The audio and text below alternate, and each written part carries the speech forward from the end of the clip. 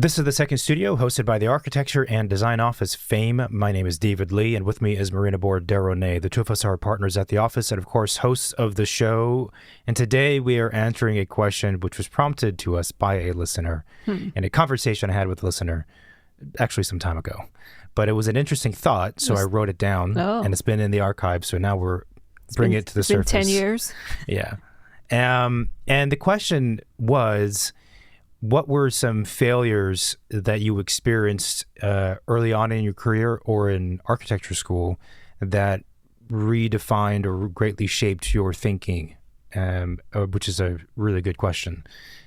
So that's why I wrote it down. I sometimes have calls with listeners who reach out, asking to talk and whatnot. And this particular individual just had good questions. I'm like, yes, that will be a topic on the show. You saved me the effort of trying to figure out something to talk about this week. So that's what we're going to answer. And you'll have to tune in to see what the answers are. Sponsors.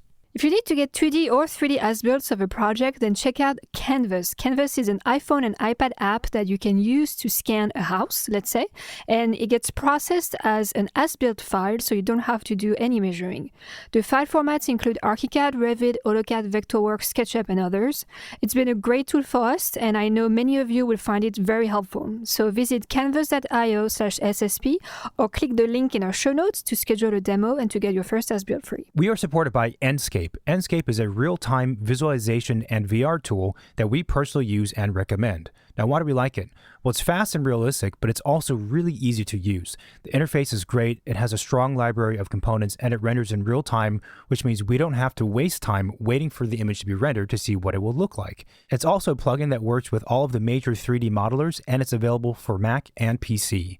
So if you want to up your visualization and rendering game, then definitely check out Enscape by clicking the Enscape 3D link in our show notes. This is The Second Studio with myself and Marina. Here we go. All right, Marina. So I already forgot the question. The question is, what are some of the failures? Let's say the three biggest failures that you experienced when you were in architecture school or shortly afterwards that redefined your thinking, that shaped your thinking. It's funny, like everyone just keeps trying to bring me back to architecture school. It could be after architecture when school. I've escaped it. Well, let's start with school, maybe. Don't tell us that you had no failures.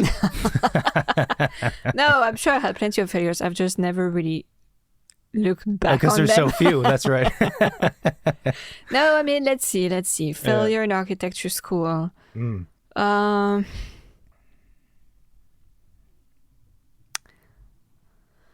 don't know if there were failures or just kind of like misunderstanding of things. Excuses? I wouldn't call that a failure. It's just had bad instructions. I would say maybe things that I would have done differently, and I don't know if therefore they're failures. Yeah. In studios maybe the first couple of years of studios, because it was a new thing, right? Like you've never done that before. You get the assignment, you get a project.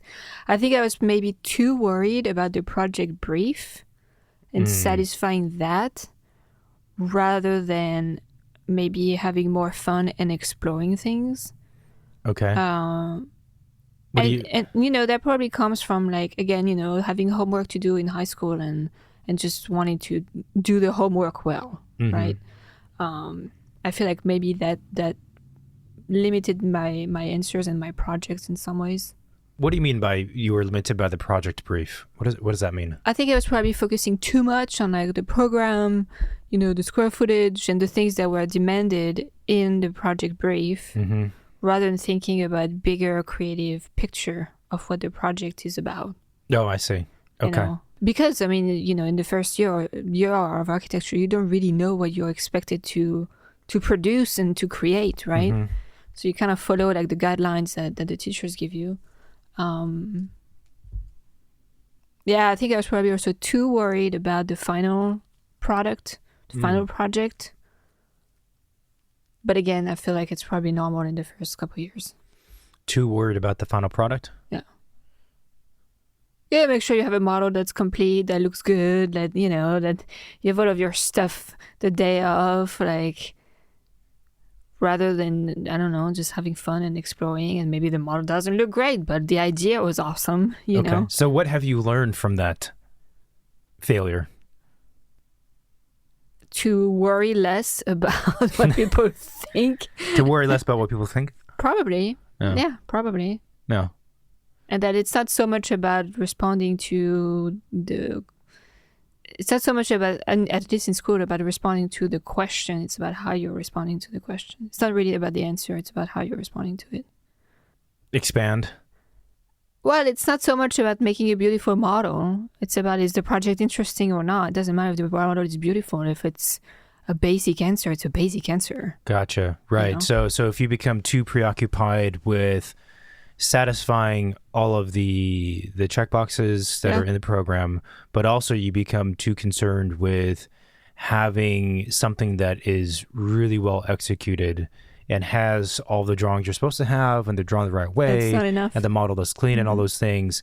If you focus on that, but you're sacrificing the creative part of the process, and in that part of the process you are looser and you're exploring, and there's a good chance you're pushing the limits of what feels comfortable, and you might not even arrive at a good solution, but you're given the space for that, right, in the creative process. If you don't allow you that space and you focus too much on the execution, then you've missed out on, I suppose you've missed out on part of the education, and you've probably missed out on designing the thing also.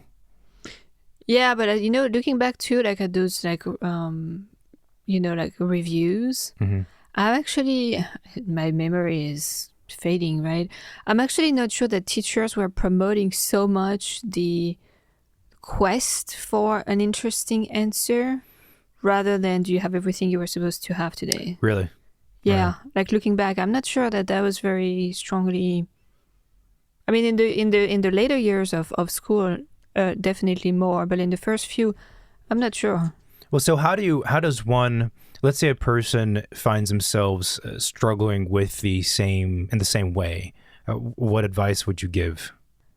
I don't know. I mean, I still believe that you should have some of the stuff that's required for you to have, because I don't think it's good to just be like, well, you know, I'm still working on it and I have none of this stuff there. Or like, it probably comes down to time management and like be like, okay, well, you know what, the last week I'm just gonna have to produce the stuff that is being required. But up until that point, I give myself freedom to try as many things as possible, as freely as possible, and you know, question everything. That would probably be my advice. It's hard though, because you don't really know which route is the best one. Yeah. And at some point you have to pick a route if you are trying to produce the stuff that you're supposed to have the day of. I mean, I think creating a calendar for oneself, it makes sense, and it's very fundamental, right? And it sounds obvious, but even if you don't know how things are going to go and you've never been through the process before, and therefore it feels very silly to try and sit down and make a schedule. Because if you try to make a schedule for something you've never done, you're like, well, I don't know. I'll just make up something. But it's still worthwhile. So obviously you do have a deadline if you're in school for any project, because there is a deadline, and you just work backward from that deadline. And even if the schedule you've created is off by 30%, it's okay, because then you go through it and then you find out I was off by 30% while you're in the project, or afterwards when you're looking at the project in retrospect, and then you adjust the next time. And that's kind of the best you can do. Yeah. And or ask advice from others on how long it takes them to do stuff and when they do things. And on that note, I don't think I've ever heard a single student ever ask a teacher or a fellow student, you know, in private kind of social conversations out on the deck by the studio or in class or anywhere, about creating a sketch. The only time it's happened is when it's part of the class. So it's not really perceived as a schedule. It's more like, okay, class, you have the final presentation is at the end of the quarter. Okay. And I'm the teacher, and, I'm talking about the teachers I had, and we have 4 assignments before then. But in a student's mind, because you're focusing on, finishing the assignments and then getting to the final, you don't perceive those assignments as being chapters in the larger schedule. You just see them as assignments. Yeah. And I think The only time that there was, like, when I was teaching, I had my students create a schedule. I said, this is the final show. Everyone on your own create a schedule, and I'm going to review it with you. And then I would look at it and say, oh, it's unrealistic. This is realistic.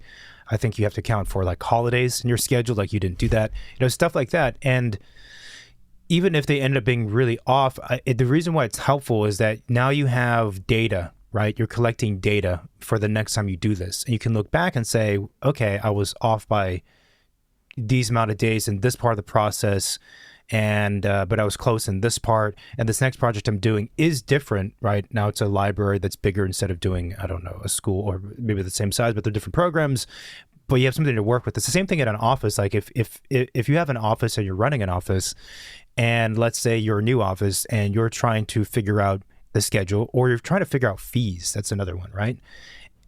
And you've never done it before, like, I don't know what to charge. So you talk to colleagues, and or you do your best to try and calculate it, right? And the value of that is more for the future. So if you're tracking your time and keeping track of all those things over the course of, and this lifespan in an office, after 5 years, 10 years, whatever years, you have a lot of data to look back on, and based on the data that's been recorded, this is how long it's going to take, this is how much it's going to cost, X, Y, and Z. If you don't have that data and you never tracked it,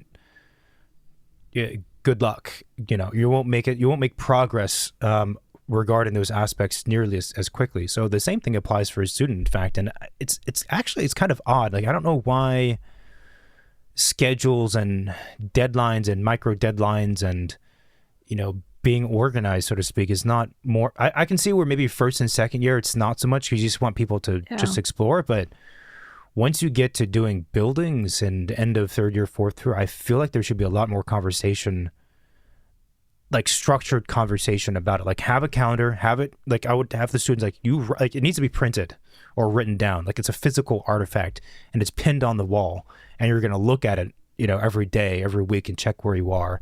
Not a vague of, oh, how's it going, Danny? Oh yeah, I'm doing good. Are you gonna start the model? Yeah, maybe next week. Okay, cool. Like that's not how you run a project. So in fact, I think in the academic space, teachers and students could probably learn from what it means to run an office. Well, and I think also a lot of students, don't struggle with the creative part, but do struggle with the time management part. Yeah. And sometimes they have the project.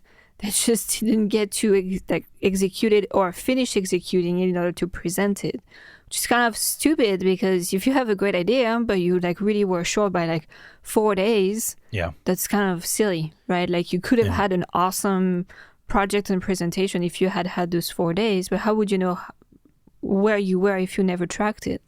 And that's, I think, part of the struggle of when you are a student, or let's say you're a sole proprietor and you're by yourself. The two are kind of the same because you're on an island by yourself with everything that you do.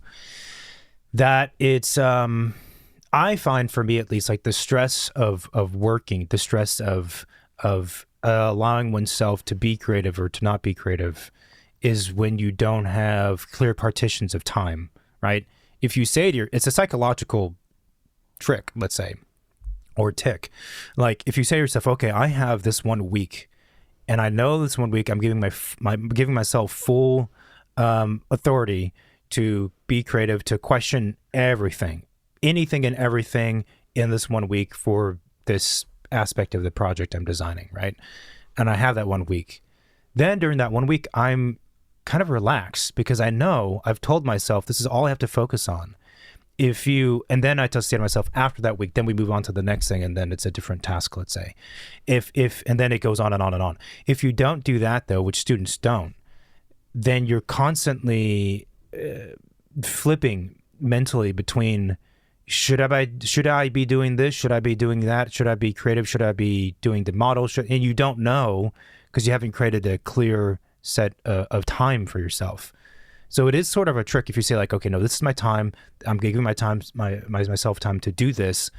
Then you can. It's like life is much easier because you're not plagued by the little voices saying, well, I don't know if you should be doing this. I don't know if you should be doing this. Like you've already cut that stuff out.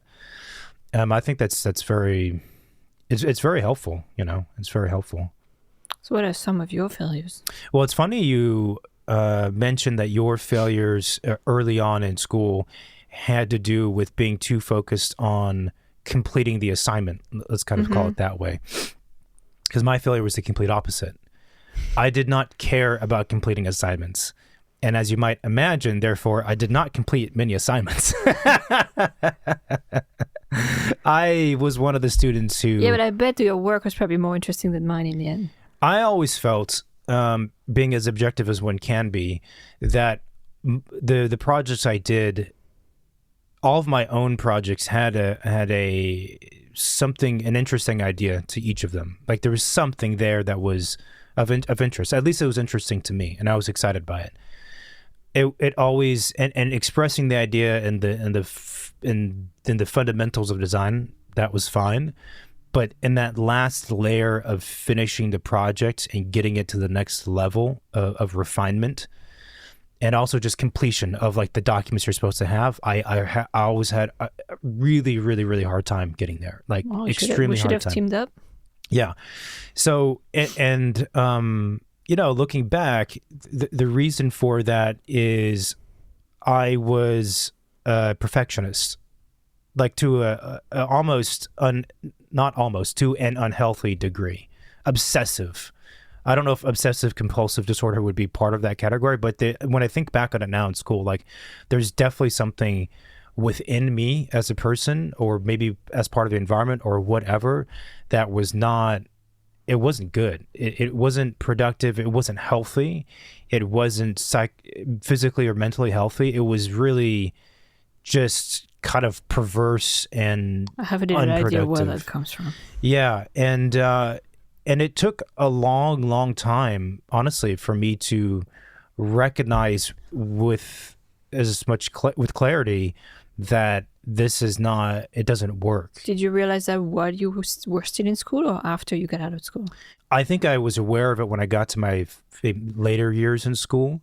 And it became really clear not until maybe years after graduating. It's kind of different. So the one thing I'll say real quick is it's very different school and practice. So in school, again, you're so much left on your own to figure out things. In practice, it's incredible how quickly a lot of that brain power effort goes away because you don't have to think about that. Like you're just given a task to do, especially when you are young in an office and you've just graduated. You're not given the responsibility of project manager. We have to, or whatever title, when you have to keep track of a lot of different things. You're kind of given smaller tasks, even if they're broad in design. It's like come up with a concept design for a school. Like that could be a task when you graduate, which is a big task, but it's still like very focused in a sense. And so a lot of the skill sets that one should have or you're trying to gain in school, which is to manage everything on your own and manage yourself on your own, you don't have to do it in an office.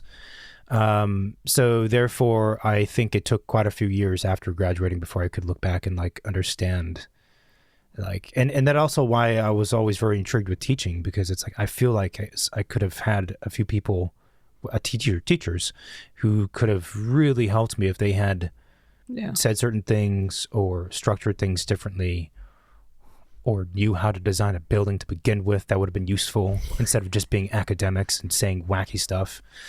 But so I struggled with completing stuff because I was a perfectionist, and I always got stuck in like the early concept design, early concept design phase.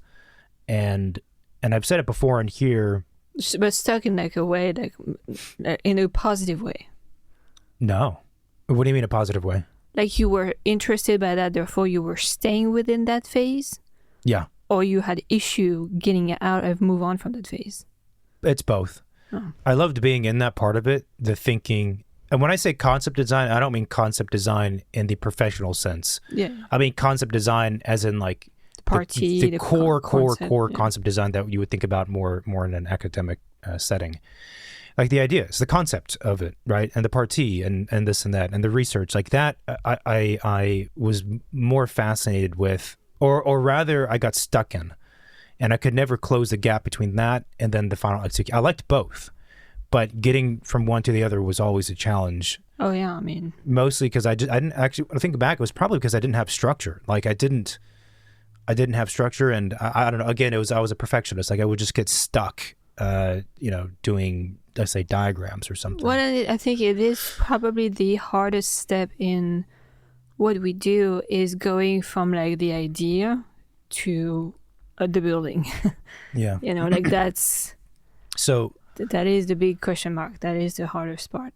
yeah, and so my advice and what I'd learned from that as a way to get out of that, if you're one who's stuck in those early ideation phases, is to not for the entire project, not for the end of the quarter deadline, but just for yourself, for the span of a week or 2 days or a week and a half or whatever, just choose a direction and just go with it and suspend disbelief for yourself.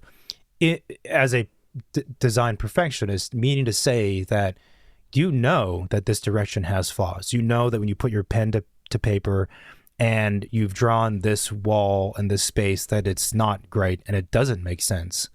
But you are going to ignore that it doesn't make sense. You're going to ignore all of the things you know that are wrong with this scheme. Because the way design works is you have let's say it's sort of like a body. There's like a skeleton, right? Which is the primary conceptual structure of the scheme, the design structure. And that skeleton is, let's say, the concept, and it's the partie and this and that. And then you have layers and layers upon that to final execution and then final aesthetics and whatever else. And let's say when you're pursuing the scheme, you know that there's something flawed with the core skeleton, this core concept, like there's something off with it, but you have to choose to ignore it and just go. Because what happens is when you build up a certain set of information, you've completed this design to a certain degree, maybe not the final degree, but to a certain degree in that week and a half. Only then can you learn from it. If you get to a certain checkpoint, like you're trying to get a checkpoint, and then you can look back and then redo all the stuff you did. So this is another thing I talk about very often. Is design is not a. See, my mistake also was not thinking, but trying to make each of the design steps perfect before moving on to the next. Yeah. And you can't do that. Like you can't find the perfect idea, the perfect partie before you move on to the next phase. It just, you'll never finish. You'll never finish anything. So what you do is you go 3 steps forward, right? And then after you complete that, you look backward on the last week and a half of work and you say, okay, there's some core problems with the idea, but there's other bits I learned along the way that make sense. Then you redo the stuff and you do 3 steps forward and then 2 steps back, 3 steps forward, 2 steps back. So you're constantly like editing the project and redoing the project. That's another big key takeaway is you have to like move forward past your comfort zone and then redo it again. And then forward to the next level of completion past your comfort zone because you know you haven't solved all the first few phases, and then redo them again. And that's the way you do it. It's sort of like if you're writing a paper, if you try to write the perfect opening paragraph to a 10-page paper before you get to the second paragraph, like that's crazy. No one writes that way. It's impossible. And the same thing has to be applied to design, right? You write the first paragraph and then you plow forward the next 5, then you go back to paragraph 1, you say, okay, now because I have more knowledge and is written down, I can critique all 5 of those paragraphs and the first one and redo the whole thing. That is very much your approach of a perfectionist still, though. And I could see how you could also keep getting into that loop and never really get out of it, There is some of that too. There's some of that too. So that's what I would say, for students who are, or young designers who are struggling in that way, like just move forward, man. Just go. Don't just don't worry about it. Just go, and then redo it because you've given yourself the schedule, the time to redo it. Yeah. Yeah. I think that's very interesting. Like you do have to push the idea a little bit further in order to, keep pushing it forward or kill it, right? You also can't. You don't know whether or not an idea is valid unless it goes forward enough. Yeah. Like you can't stay in the conceptual diagram sketch mode to test the idea. You can't test an idea, to really know if it works like that way. It's not possible. Yeah, that's interesting. All right, so tell us your second failure that you've experienced early on in your academic career, later on in your academic career, or as a young professional. I would say later on in school, probably. I think by the time fifth year came, like I feel like I became more in tune with what I was interested in and who I was and all of that good stuff. But fifth year was hard because I was pretty organized, but I had a really hard time. I had too many ideas. Like I was very interested in the subject. I've always been very interested in like the research and doing analysis of things and understanding and questioning and all of that stuff. And I think my wish list for my project was maybe too broad and not focused enough because of all of those interests. So I think that was one of the issue and maybe still sometime to this day, it's still like that. Like I'm so interested in so many things that it's hard for me to just stick to one. And sometimes I'm forcing, like even in terms of design, like I love all kinds of different designs and architecture and colors and feelings and atmospheres and all of this stuff. So sometimes I'm forcing myself to just like stay within that lane because I could just go in too many different directions. So that was one of them, and I don't know if I have an advice on how to go past that. Yeah. Let me interject. So I feel like what you're saying, and this happens with thesis in particular, and it's a year when you're asked to sometimes for the first time really think on your own for a project that's not hyper structured by some tortured step-by-step process the teacher has prescribed. It's also almost always the first time that as a student you're asked to think on your own as a person. Like, what are your interests? Even if everyone has the same site, it's like, but what are your interests, architectural interests, and even personal interests, and how does that feed into... the thesis is so closely tied to the individual person that it becomes a process of self-reflection. And that is a very incredible but also dangerous path to have to go down. And I think when you open that and you look inward properly, then there's a bunch of stuff, and it's really hard to... Yeah, no, it was really hard. I mean, like the site that we had was like this very complex site. The topic that I chose was more of an urban topic than like an architectural one. Yeah. So that opens up the door to like so many questions and so many things. Yeah. Where if I had gone the route of, other of my peers that were like, I'm designing a civic center. Yeah. And that's my project. Yeah. I'm just responding to designing a building that acts as a civic center. Yeah. And that's it. Yeah. It's very focused. It would have been very easy. Yeah. My thing was like, well, how does the building like interact with the surrounding sites and the impact on like, like the urban scale and all of that down to like the human feeling when you're inside the building and like all of the things. And I think But shouldn't the civic center people also be asking the same questions? No, they should. But, you choose your route when you're in fifth year, right? You could decide if you want to focus on designing a beehive for bees that only exist in one region of France that only go to that specific flower. You can. Did someone do that? No, I'm just being like ultra specific, right? But like you can go down to like the extremely precise niche Very topic focused. if you want, because you're free to choose what your subject is about in some ways.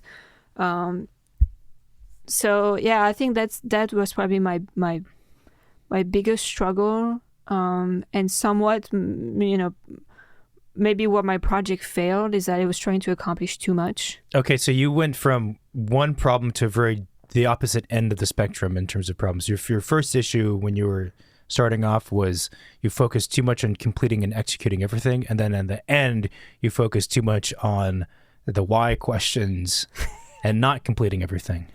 No, I did complete everything in the end. Like I had my model, I had my boards, I had don't brag. The plans, like everything was there, but maybe the project didn't feel like it was pushed as far as it could have gone. because I probably spent too much time exploring all of the things that I wanted to explore, Gotcha. and didn't really like get a chance to actually push the design a little bit. All right. I'm kind of giving you the stink eye here because it's like, what's your greatest failure? Well, I had so many great ideas and I completed all of the work, but it just wasn't as good as it could No, have but the been. thing is, my project wasn't the best one in the end, right? Despite me completing all the stuff, and that's probably because I had So you're I had put too many things on my plate to begin with. okay. You know? So your failure is that you weren't the best in the class. That hardly qualifies as a failure. Fuck you. That is not what I'm saying, but that's how you interpret it. We had, I think you and I were very different students in school, 100%. But we always had students in the class who, you know, on the opposite ends of the spectrum, like students who completed everything on time. They were clean. They like probably smelled good, you know. That was me. And then you had students who were like morphing and becoming one with the couch that was in the studio, you know. And that was probably more like me. And the students who were clean were always asking questions about like, I don't know about this part of my design. I'm like, I don't even have drawings. Like, you look at there, they have a pen with all this stuff. You're like, I think that line weight's a little bit off. And I look at my board, there's like a sketch. I'm like, shut up. You don't know my pain. You know, and so, but I think I understand what you're saying, though. In particular, when it comes to thesis, you get plagued by so many questions. I think that is a trap with thesis. If you, again, as I said at the beginning of thesis, do it properly, and you are looking inward, you become exposed, therefore, to a bunch of different ideas, and it becomes this very personal quest, and it's easy to get lost or not find your direction or be consumed by all of these things. I think the antidote to that would be to realize that the project you're doing will be one of many projects. And this is something we talked about with for some reason I recall the conversation with Tristan Eaton, because, and it stuck in my mind because it's him, but also because he's not an architect, and it was shocking how many of the same steps and process and ways of thinking that he experiences and does himself, like exactly, like almost said exactly the same way as an architect like myself or another architect would describe it, both a bit more style. So I think that's part of the challenge of being a younger designer, is that you have all these questions and ideas, and there's a tendency to want to cram more of them into a design than they belong. And then later on, once you've done enough projects, you realize like, I've done a bunch, there's more to come.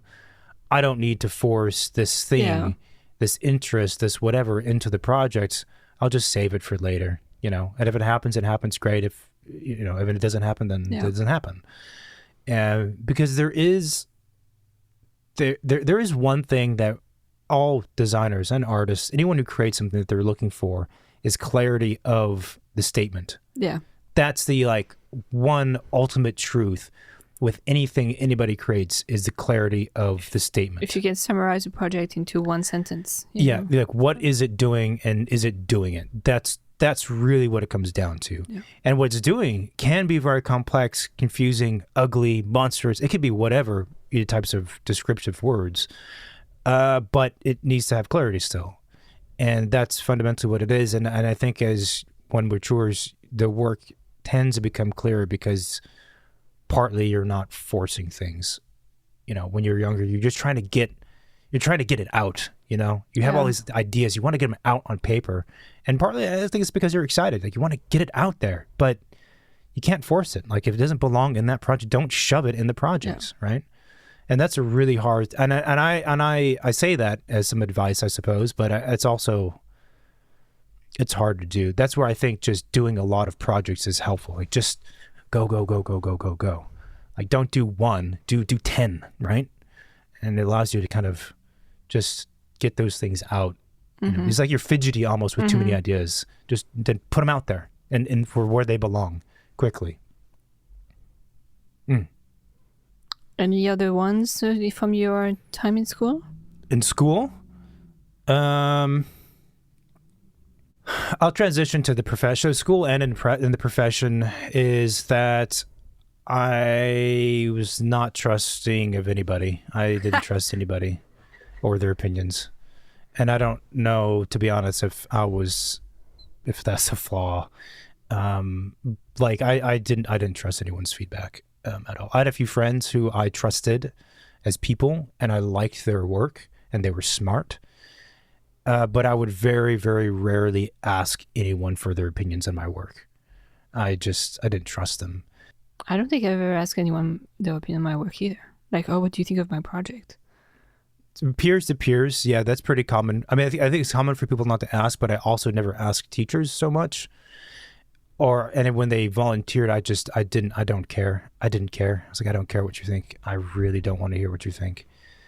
And I don't know. It's not a great point to bring up because I don't have any advice for that or things I learned from that. I don't know. It's just, I didn't trust them. Find a partner that gives you input without you asking. Yeah, that's true. That's true.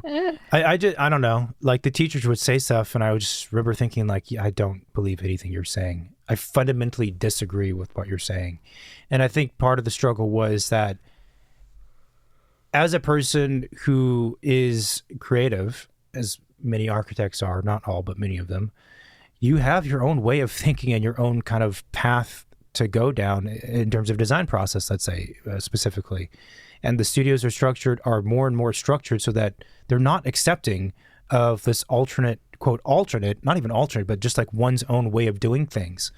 And like I was talking about this the other day with somebody who's teaching, and I said, I would have projects, and let's say the brief was design maybe it was, I don't know, we designed this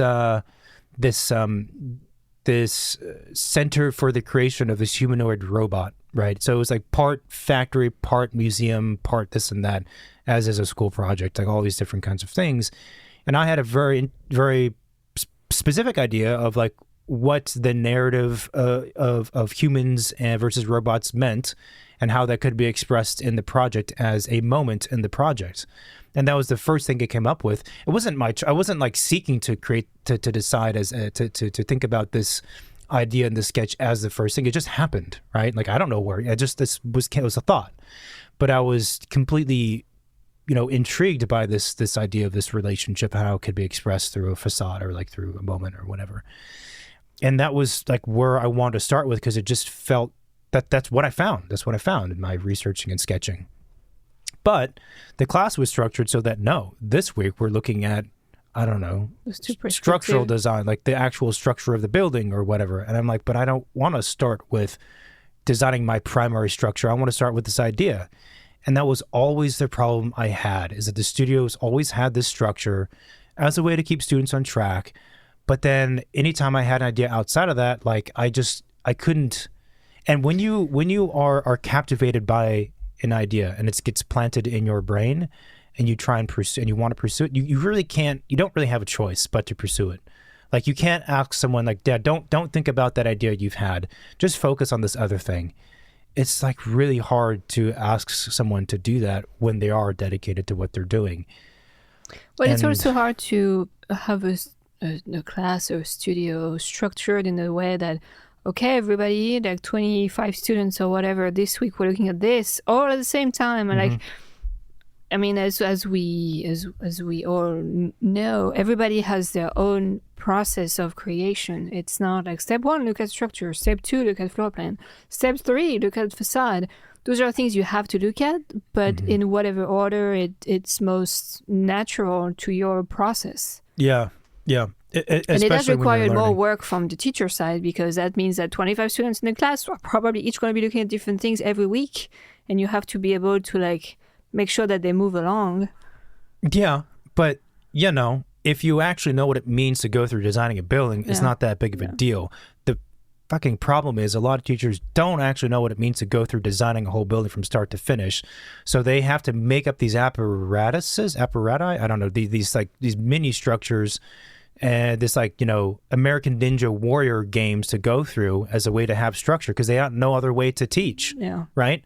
If you're a teacher, you don't know how to design. You don't actually know how to design a building, like a building, and have a concept and all that stuff. You can't teach the way. You can't teach students like what I was describing and have 25 students like you were talking. You can't do that. Yeah. Because you wouldn't know what to do.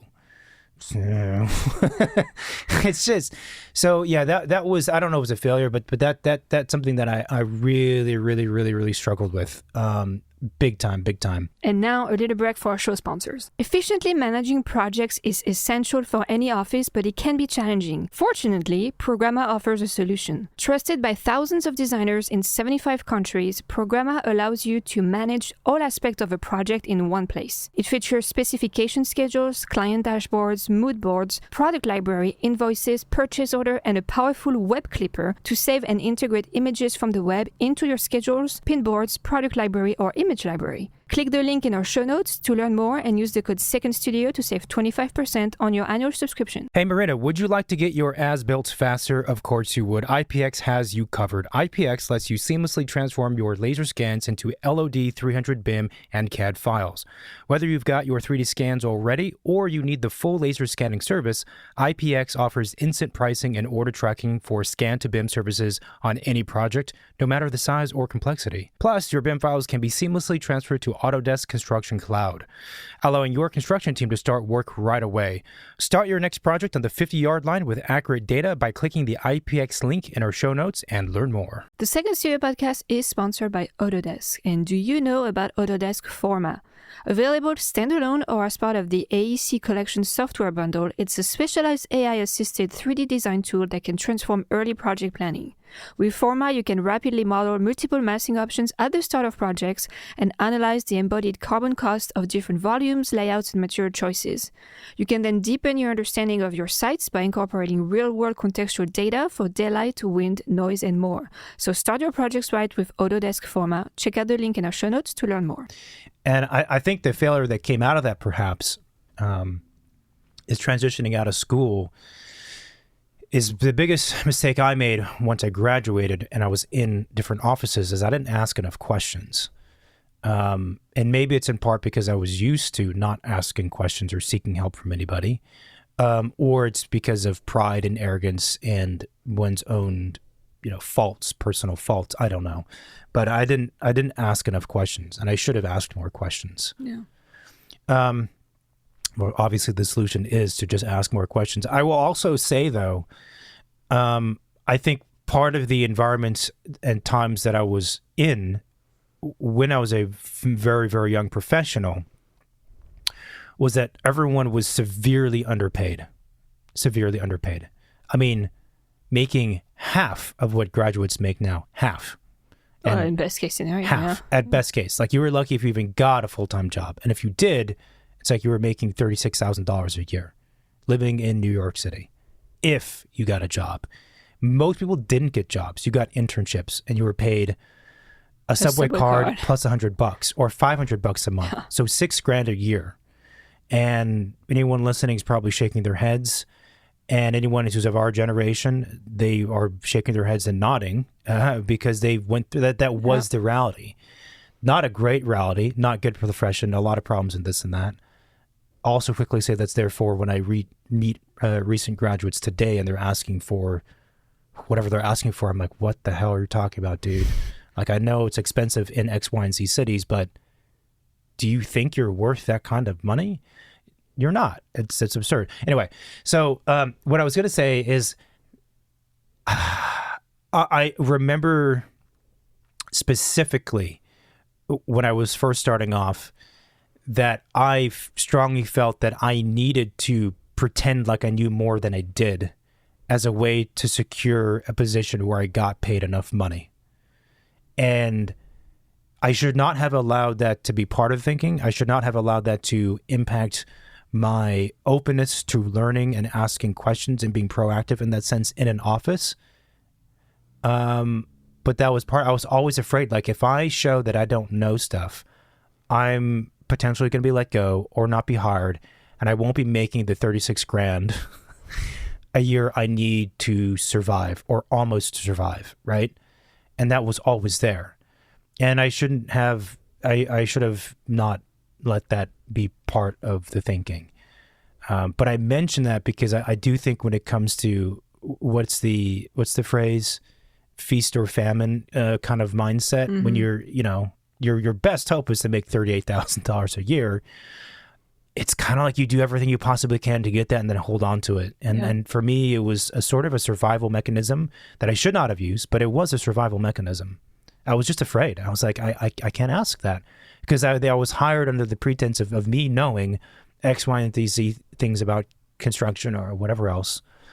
And in retrospect, it's a mistake, because of course you're only like 22 no, or they're whatever. not Like, expecting they you know to you don't know anything. They expect you to know InDesign and Illustrator and Revit really well. But of course, at the time, you don't know how you're perceived when you're 22. Yeah. So you think that's why you play these mind games of like, well, I can't ask that question because, again, like, I need this job, or again, there's probably something in there having to do with pride as well. So you're correct. I mean, one thing to put folks' minds at ease of asking questions is like, look, if you're just graduated, you know nothing. We all know you know nothing. Well, and that's also like an advice maybe I give to people is when you come out of, I mean, nowadays it's a bit different because the internet is more present than at the time where we graduated. And, like I think asking for advice as you're coming out of school and starting to work for the first time to people who just did it or have done it a few years before you, like not being afraid to, like you said, like kind of like ask for help and advice rather than trying to figure it out on your own. I mean, we kind of did it on our own, but, and it goes back to like this notion of networking and maybe like asking for advice to people you don't really know, that just reaching out to get help could be considered as a way of networking. And I know like, in France, it was never a good thing. Like, oh, you're playing favorites. Oh, you have connections. Oh, that's how you get into places and you get stuff and whatever. And that was always like kind of like a big no-no. And I wish, for example, I had reached out to other students who did the exchange program I did and stayed in the United States and be like, hey, how did you do it? Like, how did you get to find a job? How did you apply? Like, what are the things that I should be mindful of? What are the things red flags I should be aware of? Like, just, just get more information instead of doing all of the groundwork yourself, because it could be pretty exhausting. Yeah. Asking for help is a big one.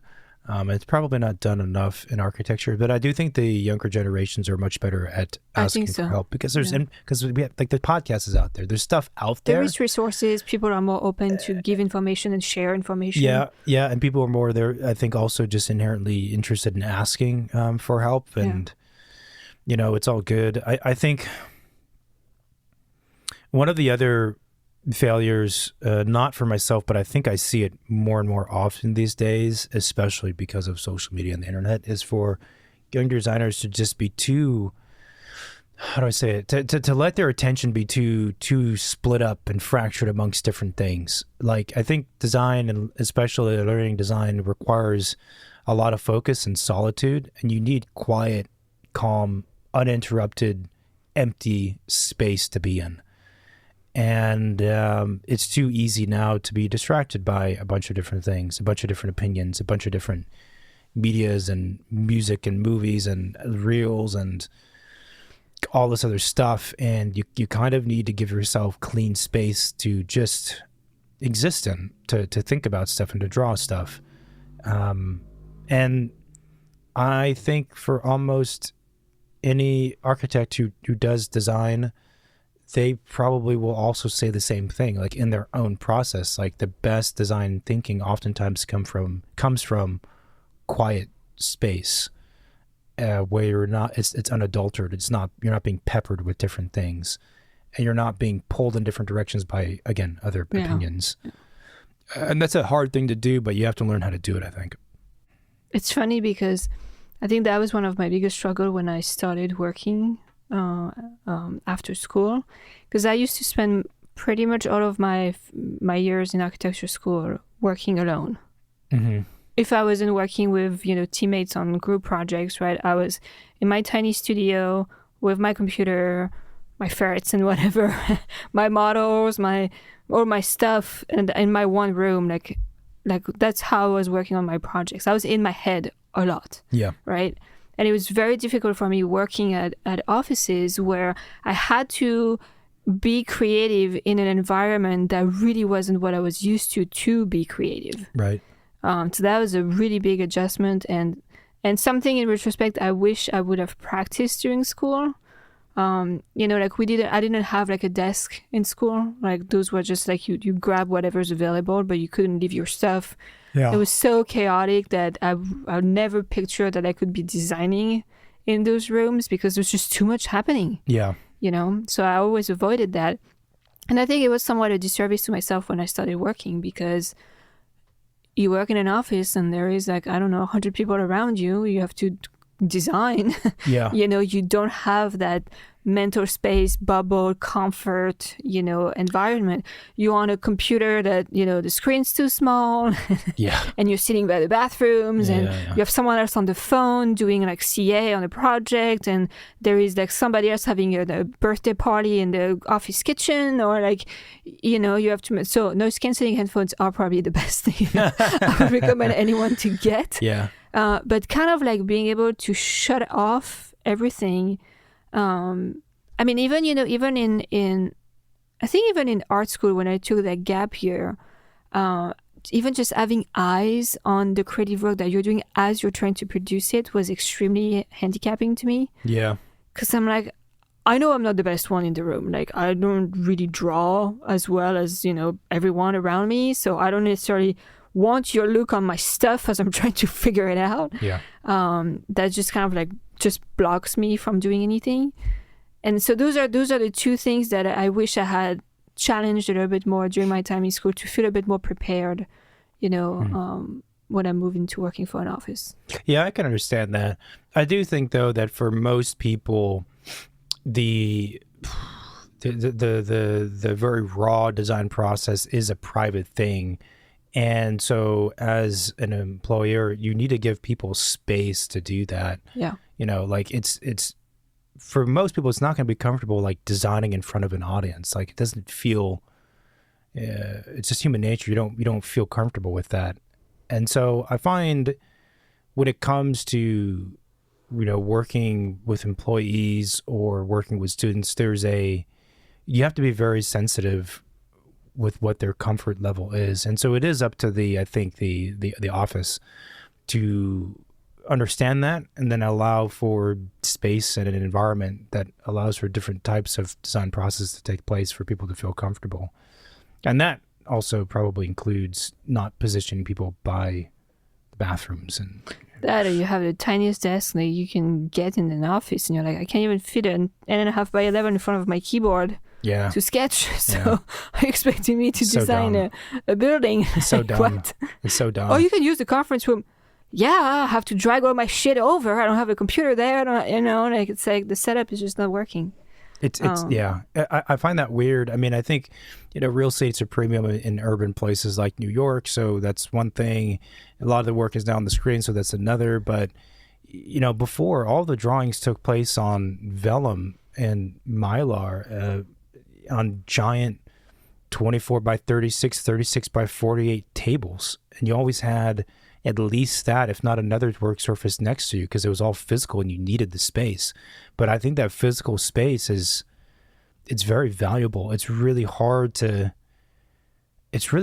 like design a tower when you have only the space for an 8.5 by 11 in front of a keyboard and you have to move your key. Like, it just, a small thing, it just doesn't make sense, right? Like, how the fuck are you supposed to design like this way? If I'm designing a bathroom, sure, but like if it's a tower, I need elbow room, You need more space. It's almost like you need more thinking space too. Yeah. I'm trying to think. So what were some other things in the professional setting that, were I guess failures that you made or things you would have done differently? I mean, as you're a young professional, when you work in like bigger offices, you feel like you don't deserve things because you're young and inexperienced or have less experience, or you're one of the new people in the office that joined like maybe a year ago when everybody else has been there for 15, right? It's just kind of like advocating for yourself or asking for a raise or asking to be move projects or, like asking things that you think would improve your learning experience, your career, I felt like the first few years I was more like kind of like taking the back seat and, no, I can ask for that. Like, what? I started a year ago. I'm just a young designer. Like, I can be asking for a raise. I can be asking to do this. I can be asking for more responsibility. Mm-hmm. And then at some point, maybe you have a click, and because you see someone else in the office who did it, who started maybe after you, and they got that. So then you're getting pissed off. Yeah. Because you're like, okay, you understand that if you don't ask for stuff, it's never gonna come to you. Yeah. And then your perspective changes. But I did wish I was a little bit better at that at the beginning, or even like knowing how to negotiate, your salaries. Yeah. Like I've definitely know that the first job I got, like, yeah, they got a great deal, But again, I had no idea. Yeah. And I would have never even tried to ask for more because I was so happy I could even get a job, right? Mm-hmm. Mm-hmm. I mean, again, they were different times compared to now generally. Yeah. So it's a supply and demand. It's a understanding of the market. Yeah. Kind of situation. That's why now you get people asking for what I think are absurd amounts of money when they have no experience. Although I was speaking with an architect who has their own office, and they're saying it's actually swinging back because all those young graduates who are asking for like this X amount of money are realizing like no one's going to pay you that. Yeah. So they've stopped asking. So yeah, I think that's a good one. I think the other failure, I suppose, is again more of a psychological one. Was not committing to an office when I started off, and knowing, because I think I've always known I was going to have my own practice. I think I've also very clearly seen the shortcomings of all the offices I've been at, and it's a psychological kind of mental shift that in order for you to get the most out of a working experience at a place, you need to commit to the office and give to that place. And if you allow yourself to be aware consistently of the office's flaws, and therefore I'm not going to be here for like eternity, that makes you disengaged from the office to a point potentially where you are therefore not getting as much from the office as you could be. And that was an issue I had too. I was never as committed as I probably could have been because I knew I wasn't going to be there for 15 years and whatnot. I mean, there's a few occasions where I'm like, yeah, I'll give it a shot. But then I've never been, this is why we have our own practice. I've never been good at, just kind of, what's the phrase, turning a blind eye to the issues when those issues come from the leadership. Yeah. And I'm like, that's not, and I know enough about groups and leaderships and whatnot, even at that time to know like that's not going to change. There's nothing I can do. If I'm out here for the next 25 years, I'm not going to change this aspect of the office, right? And that's just it's a hard thing to do, to like know that, but then be like, I'm super psyched to be here every day. Let's like fully commit to you. I know. When you feel like also you're being a little bit underpaid, it's like, it's a weird, but you kind of need to do that. You need to commit. And I think maybe most people don't have that problem. I think it's people who are destined to have their own practice have that problem. And that's probably why they start their own practice. So, a lot of people don't have that issue. I think it's the level of satisfaction. I mean, you know, like if you have 10 criteria to feel satisfied in office, but only 3 are being met, it's gotta be hard to commit. Yeah. What about like specific failures that were not, errors in ways of doing things, but like, I don't know, did you miss a deadline? Did you make a mistake in a design and you realize you shouldn't have, or, something like that? Miss a deadline? No. No, I mean, especially when you work for an office because you're not the only one on it. So if you miss a deadline, it's the whole team who missed the deadline. Yeah. And you can't let that happen. Mm-hmm. Like there's people who are going to flake out and not show up to help you finish the deadline, but no, the deadline is met. As far as mistake on designs, that's a good one. And I'm not sure because... It's not necessarily a design mistake. It could be... on projects and stuff. I'm thinking about that same question too, and nothing really pops to mind. I think part of it too is the projects take so long, and there's a lot of checks and balances in an office that things get resolved. Like even if you make a mistake or someone makes a mistake, someone else will catch it and it'll get fixed for the most part. Like I've never been a part of a practice where really big mistakes were made. You know? Oh, we forgot the rebar in the concrete. Yeah, oh, it's never anything like that. Forgot the elevator in the skyscraper. Oh, no. I mean, there's always, of course, when you're designing something and it gets built, there's things turn out different in real life always, which is part of the magic, but also therefore potentially part of the quote mistakes that are made or things that you would have done differently. Like, that feels a little bit different than what I thought it was going to feel, or you know, the sun is moving a little bit differently than what I anticipated, or I don't know, or whatever else. There's stuff like that, but you know, that's just things you learn from with experience in general.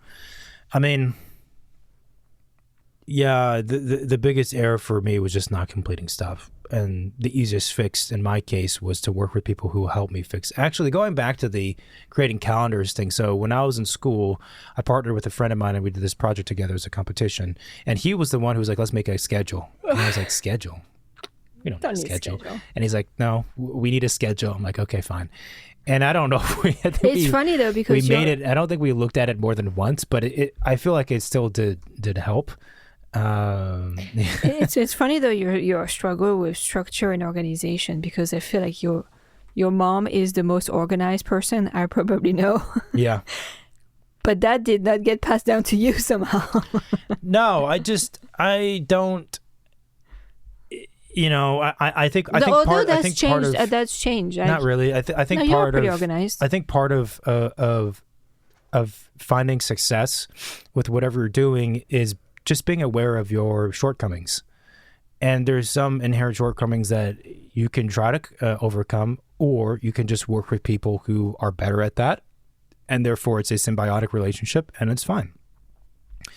And that's the case for me. So you know, when it comes to like creating schedules and calendars, I don't have a problem adhering to schedules, but making schedules and calendars and things like that, I can do. It's definitely not my comfort zone. And I don't know what it is.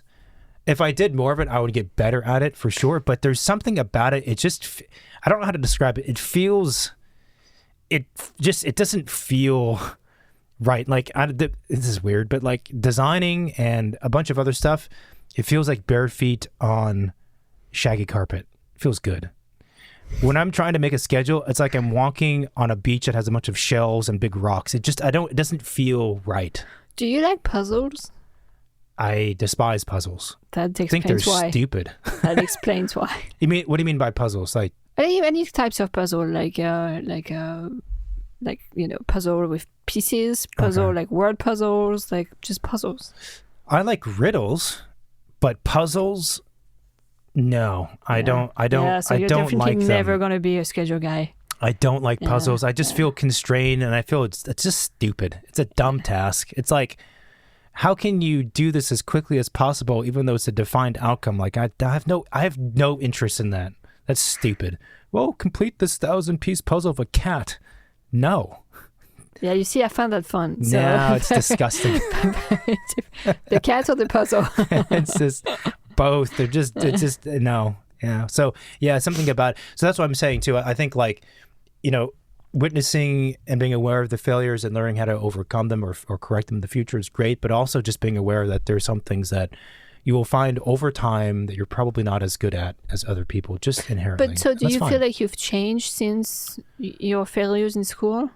Or you feel like you're still carrying those failures with you somehow? Yeah, that's a really good question. So the tendency toward the obsessive compulsive manner of working, it's almost, I'm not an addict, so I don't want to make an unfair comparison, but it's sort of like being an addict in that it's always there.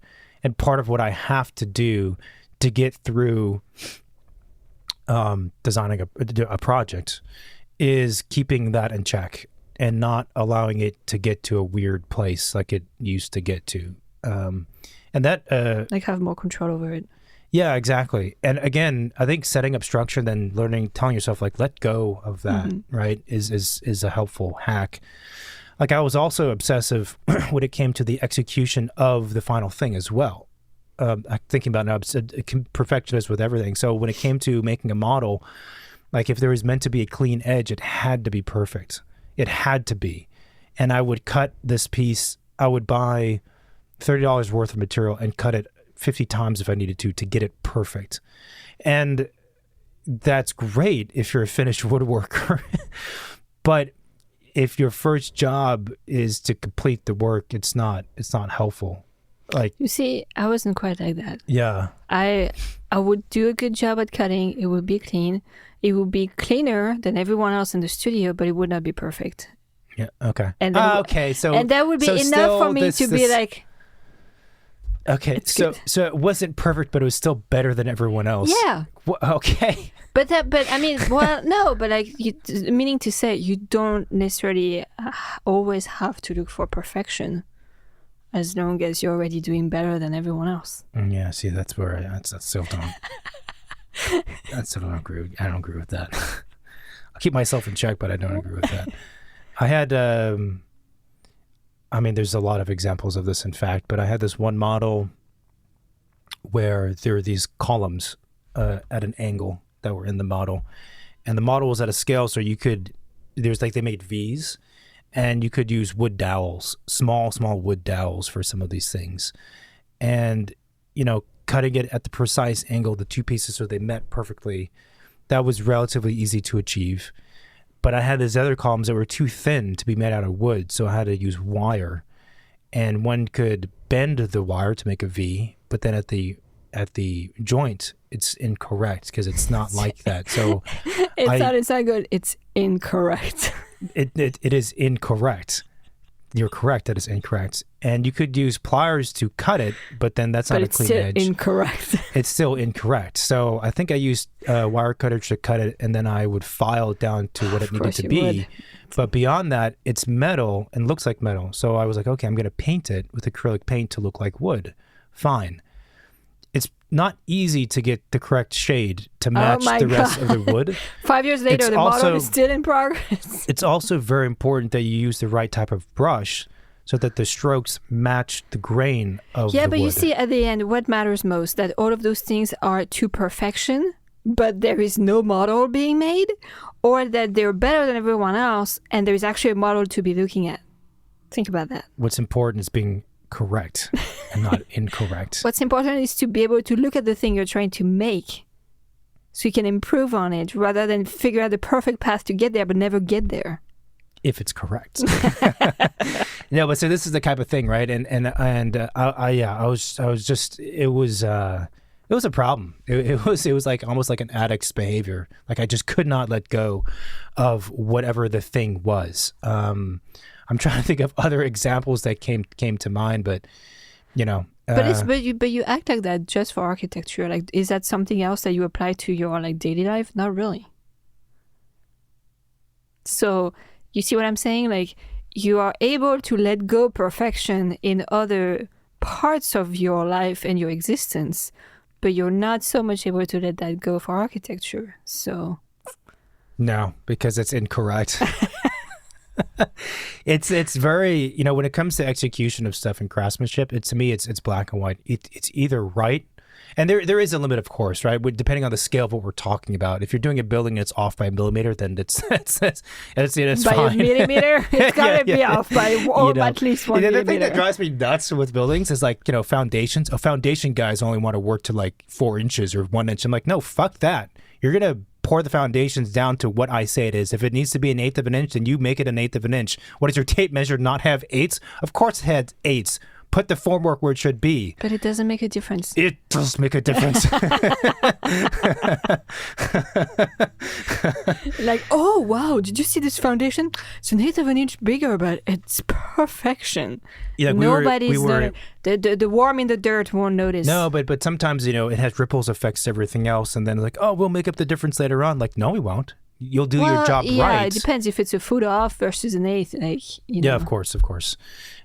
We were in a building not long ago, and we were viewing the work done by the contractor and their subs, but the mechanical room. And a mechanical room, right, is kind of like, it just needs to perform. Like, who cares?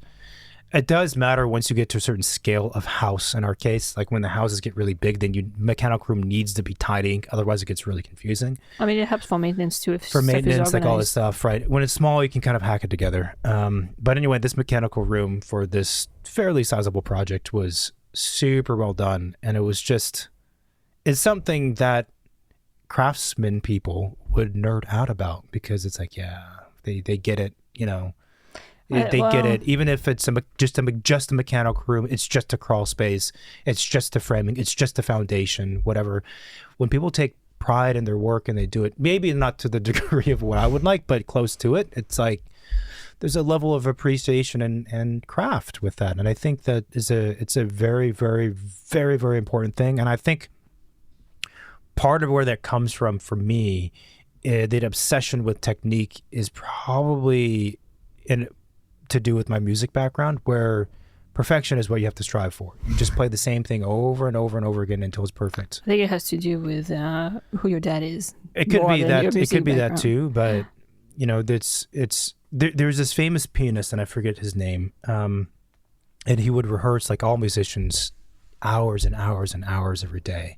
And he was asked by an interviewer, like, why do you do this? Like, and his thing was, I had to practice X amount of hours in a week or X amount of hours, I think, every day. And the interviewer said, well, if you missed an hour, like, really, at this point in your career, you're at the peak of your career, maybe just past that. Like, you've had a full career. Like, what difference does it make if you miss a half an hour of practice, right? And his response, I'll get the times wrong, but his response was, if I miss half an hour of practice, I'll know it. If I miss, an hour of practice, the orchestra I'm playing with will know it. If I miss 2 hours of practice, the audience will know it. But that half an hour matters the most. And it sounds like a crazy person, but like that's what it is. That is what it is. And so I don't know. So yeah. Sounds exhausting. Yeah, no, it's that's interesting. It's interesting. My models were very clean, but incomplete. Yeah, your models are in pieces. Yeah. So no other thoughts about like failures with, things as opposed to processes and ways of thinking? It's a tough one. I can't think of any like, mistakes, I guess you would call it in a sense. No, I mean, going back to the puzzle and the fact that you don't enjoy puzzles, like that's just not how your brain works or anything like that. I think mine is very much the opposite. Like I found pleasure in puzzles, Mm-hmm. and there is a danger to that. There is a danger to that because you can just keep playing the puzzle and never get out of the puzzle, right? So. I would say maybe in like talking about things and not processes, or maybe kind of both. Like you're talking about your obsession with, models and perfecting the models and the techniques and all of that. I think I'm probably similar in like floor plan exercises because I found them very satisfying and I could get trapped in just doing that and that's it. And it's definitely not the only way a project can be looked at. And it's definitely not validating everything for a project. And it's easy to just keep refining it, keep trying something slightly different and do like 150 different options and not knowing at the end like which one was actually the most meaningful because you've looked at it for so long in so many ways that the puzzle is just a big blur. Yeah, I think that's part of the challenge of being any person who creates things. I think any person who makes stuff has designs and creates things has that same problem. And it's in a sense, it's also just tunnel vision. When you are working on something consistently a lot, you just lose bigger perspective. And that's why working with people is almost necessary. It is. And I think also when you find something that you like doing, like your research for perfection or the perfect cut or and just get trapped into that. I think that's where like something that brings you joy is also like becomes a torture in the end. Like you actually end up just torturing yourself if you get stuck in that realm. Well, I think the other take away from that is giving oneself breaks. Like everyone needs a relief from the thing you're doing to do better at that thing. I was working in an office, and one of the folks I was working with was very adamant about that. And I think I've mentioned this before in the show. Clients would ask for a schedule, a very fast deadline, and he would be like, no. Yeah.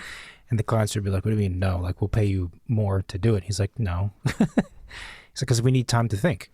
And that was his answer. It wasn't, I like the answer, and it's always stuck with me, because it wasn't him saying, well, we have to pay our staff overtime, and then we have like software things, and then we have, then it takes time to talk to consultant. It wasn't anything, he wasn't really explaining. He was just saying, he was explaining, but also not explaining, like, we need time to think. And that's what it is. No, that's a very valid answer that I wish every architect would use more often. You need time to reflect and think about what's happened. And I think that's also one of the, like some of the failure that architects face is that they comply to clients' demands sometimes too much. And I'm not saying that you shouldn't, because a client is a client and that's what they're hiring you for. But I think not pushing back enough is something that we don't do that often, as architects. As a profession. Yeah. Like saying, I need more time. Like, I can whip out something, but I need more time. Yeah. Like, that's not how it works. Yeah. If you want something done tomorrow or like right now, just ask me Journey and you get it in 2 seconds. Yeah. But you're asking me to do it and I need more time. Yeah. Yeah. And it's time to do the work, but it's also time to do nothing.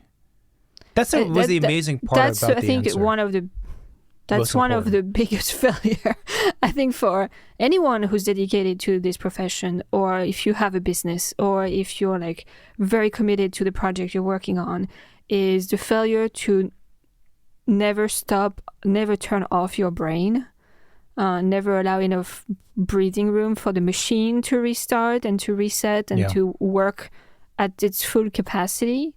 It's like pushing yourself to exhaustion is too common. Yeah, I think that bleeds over into work-life balance, we can call it. But I'm also thinking jumping between projects is helpful. Like, if you work on this one project or this one part of the project for, a couple of weeks in a row, you depending on who you are, you therefore need a couple of days or a week or half a week away from it to come back to it. And, from a client's perspective, one could say, well, so you're telling me that my deadline is pushed to, December instead of October or instead of September because you need half a week to do nothing? It's like, yes. Yes, that's how it works. That's how it works. Because this is not number crunching, right? It's not a set path. It's not like you can just grind, and then it'll produce something good. Like, the relief is incredibly... Yeah. I'm trying to think of an analogy or something, but it's incredibly, incredibly important. I mean, in a certain sense, you could compare it to working out or training as a musician. Like, you do need breaks, or your muscles of any athlete, any physical performance. You need a break for the muscles to recover. In the case of designing something, you're not necessarily mentally recovering, but that's part of it too. It's also just... there's another space in the back of your brain, and I'm sure there's some kind of biological term for this, where the brain is still working on it, even if you're not consciously thinking about it. And a lot of progress can be made during those 3 days of, quote, doing nothing and not thinking about it. It's an odd... or just looking back at the thing 3 days later with fresh eyes. You might just have a completely different perspective on it. Yeah. I think that's critical. The last thing I'll mention... which it was a failure in the moment, but it's more of a way to bring about a new topic, potentially for another recording. Oh, look at you. Is when I was a third-year student, I completed this project, and I did an okay job at completing it. The design, I thought, was kind of interesting. And during, I think, Christmas break, my parents were like, oh, you should show it to grandma and grandpa because they would find it interesting.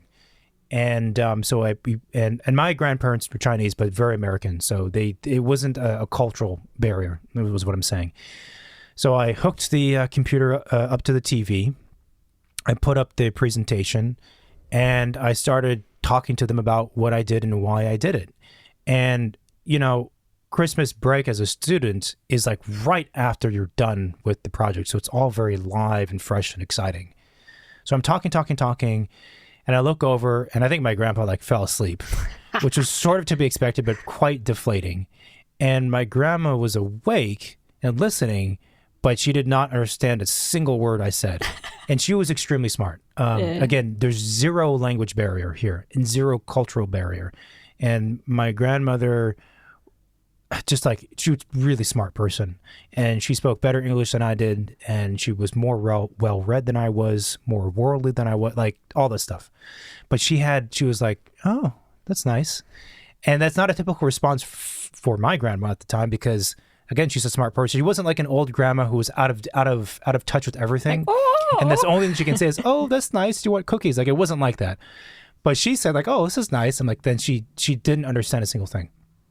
And so you could say, yeah, that presentation was a failure, I suppose. But the takeaway from it was, I realized that when I made the presentation to my peers and my teacher and the critics, they seemed to understand it well enough to have feedback, right? So therefore, some of the reason why this didn't work could be because I wasn't good at presenting, but it would seem to be because everyone else in the school understood it, that it had to do with something else. And was it because the ideas were too abstract? It was just, I think it was just, I didn't have a way to explain the project to a non-architect. And that was probably the very first time where I realized, and I was deflated in the car ride afterwards, because it was like, so I spent all of this time, this entire quarter, working on this project, not sleeping, doing all this work, deep diving into research, having all these conversations with the teacher, the peers, like, you know, really like in it, to end up with a finished product, roughly, and to end up with something that the outside world doesn't understand and therefore won't care about at all. And it was pretty eye-opening to feel that. And that, in fact, is, I think, the core issue with the entire profession, is that people don't know what we do. And probably since that time, I've always had in the back of my mind that question of, is this, at the time, it was, is it because of me, or is it because, like, I'm using the words I learned at architecture school. I'm speaking the way we all speak in architecture school. Yeah. So what has happened here? Like, I didn't realize I was learning a new language. I didn't realize I was learning some new religion that no one gets. You know what I mean? Yeah. And that is a tricky thing to overcome. Yeah, that is pretty interesting that you actually had that experience while you still were in school. Because I think that I don't think I've ever presented projects to my parents. I don't think. Or if I did, it was just like, oh, look at my beautiful model. Oh yeah, beautiful model. Mm-hmm. But like the whole like conceptual aspect of it, I think I also never expected them to understand it, so I never bothered. Yeah. But it's interesting that you witnessed that within the time you were a student, because I think it was made more clear to me like after I started working, mm-hmm. you know, or like you start speaking with clients. You know, you sit down in client meetings and you see that the client just doesn't understand what the idea was behind the stuff, and you're like, but it was pretty clear. There's drawings, there's perspective, there's materials, there's, you know, diagrams and all of those things, and they don't know how to read a plan. They don't understand like what that words mean, and I mean, you really have to kind of tailor the presentation to the audience. Yeah, and some of that falls on the responsibility of the clients too. Like some clients, they pay attention, and even if they don't have a creative bone in their body, like they're paying attention, so they start to get it and they're engaged. Other clients are just like, they're not paying attention, and that's their own problem. So it's an odd thing, because I don't want to talk about the solutions so much in this recording, but I think like you said, you have to choose your words and structure them in a manner that makes sense for the audience, always.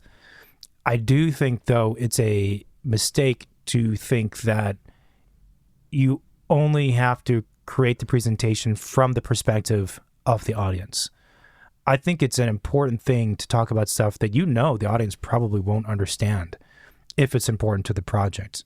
You have to, of course, try to explain it and not write it off as being, unreceivable.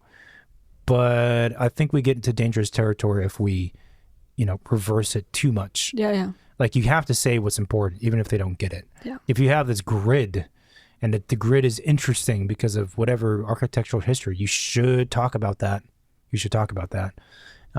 So But you don't have to dumb it down because it's an audience that's not an architecture audience. No, I don't think you have to dumb down the ideas. You might have to dumb down the words or just use alternate words, but that's part of it. Closing this gap that we've talked about a lot, right? Like, you can't do that if you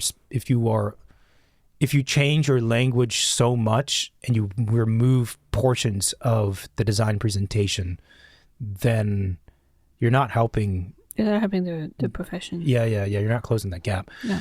All right. That's it. Any other things? I'm good. I'm good. Okay, cool. Give us an outro. Thank you, everybody, for listening to this episode. If you like what we do, please subscribe, follow us everywhere you can. We are on social media, Second Studio Pod on Instagram. You have the website, secondstudiopod.com. We are also on YouTube, Spotify, Apple Podcasts, and many other podcast platforms. You can subscribe, rate, leave us a review. We also have the hotline, 213-222-6950. You can send a text message or leave a voicemail if you have any questions like this listener or any topics. Yep. Keep going. Any guest suggestions or anything you want us to talk about, please reach out. And that's it. Got a lot more coming up, so, keep stay listening. tuned. Okay, thanks. Bye. Bye-bye.